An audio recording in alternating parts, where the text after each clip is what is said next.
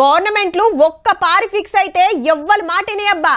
Public ను care చేయై, రైతులను అసలే పట్టించుకోవు. ఫ్యాక్టరీ పెట్టాలంటే వెట్టుడే, ప్రాజెక్టు కట్టాలంటే గట్టుడే.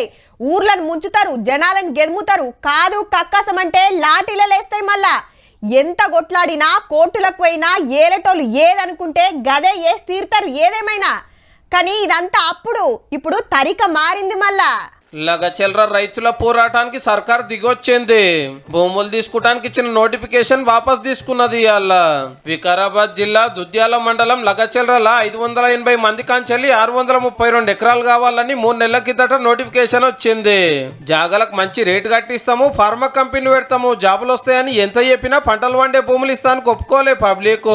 మొన్న ఊరవతల ప్రజాభిప్రాయ సేకరణ పెడితే బీఆర్ఎస్ కార్యకర్త కలెక్టర్ సార్ను ఊళ్ళకు దోలుకొస్తే మలరబడ్డారు. కాలరం మీద రాళ్ళేసిరు, ఆఫీసర్లను పోలీసులను కొట్టిండ్రు.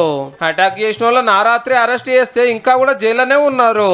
దాడికి పిలానేసినని పాత ఎమ్మెల్యే పట్నం నరేందర్ రెడ్డి సార్ను పట్టుకపోయి చెల్లపల్లి జైల్లో పెట్టిండ్రు. అయినా మనోళ్ళు అస్సలు తగ్గలే.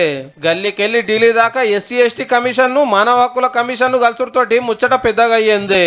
అటు రైతులు ఇటు అన్ని పార్టీలు డిమాండ్ చేసే వరకు సరేనని నోటిఫికేషన్ వాపస్ తీసుకురన్నట్టు.